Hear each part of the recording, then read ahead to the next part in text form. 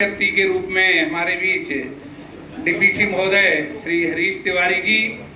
आज के कार्यक्रम के मुख्य अतिथि के रूप में हमारे बीच सोनी धाकड़ जी, वरिष्ठ बीएसपी नेता, हमारे मंचासीन कार्यक्रम के विशेष अतिथि के रूप में कार्यक्रम की अध्यक्षता के लिए श्री बीओ जयवीर सिंह यादव साहब, सम्माननीय हमारे मंचासीन श्री रामेश धाकड़ जी, पूर्व अध्यक्ष जनपद पंचायत कैलारस, वर्तमान अध्यक्ष हमारे सुनीता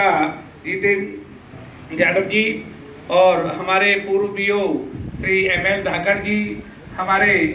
धाकड़ महासभा के अध्यक्ष भाई हाकिम सिंह धाकड़ जी, पहाड़गढ़ बीआरसीसी श्री वीरेंद्र धाकड़ जी, हमारे जनपद शिक्षा केंद्र के बीआरसी कैलारस श्री त्रिवेदी जी, जनपद शिक्षा केंद्र की समस्त टीम, हमारे बीच उपस्थित बीएससी भाई नवीन यादव साहब, समस्त मंचासीन अतिथिगण उपस्थित इस सभा में हमारे पधारे हुए सभी शिक्षाविद, हमारे शिक्षक साथी, सभी वरिष्ठ समाजसेवी, पत्रकार साथी, इलेक्ट्रॉनिक प्रिंट मीडिया के मेरे सभी पत्रकार साथियों, आज बड़े हर्ष का विषय है कि 38 साल की सेवा शिक्षा विभाग में देते हुए एक सफल शिक्षा देने के बाद आज वे बेदाग अपनी सेवा से निवृत्ति ले रहे हैं। मुझे कहने में बहुत ही हर्ष हो रहा है कि इतनी लंबी सेवा देते हुए बिना किसी बेदाग के जो है आज सेवानिवृत्ति ले रहे हैं। मैंने श्री परमाल सिंह धाकड़ को शिक्षा विभाग में जो सेवाएं दी हैं उनके लिए मैं बहुत बहुत बधाई देता हूं। मैं कई बार निरीक्षणों में गया, बीओ भी रहा, बीआरसी भी रहा, कई लंबे समय इस विकास खंड में मैंने कम से कम 25 साल इस संकुल प्राचार्य पे, चाहे बीओ पे, चाहे बीआरसी पे काफी लंबे समय रहा। तो ये टाइम के पंचल थे। निश्चित तौर से 10:30 बजे पहुंच करके और विद्यालय खोल करके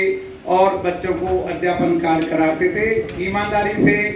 शिक्षा विभाग में रहते हुए उन्होंने अपनी सेवाएं दी हैं। मैं इनकी सेवाओं के लिए इनको बहुत बहुत धन्यवाद देता हूं, और हमारे अतिथियों को भी मैं बहुत बहुत धन्यवाद देता हूं कि मुरैना से व्यस्ततम कार्यक्रम में मैं रहते हुए डीपीसी हमारे शिवपुरी से चल करके आए हैं। इन्हें भी बहुत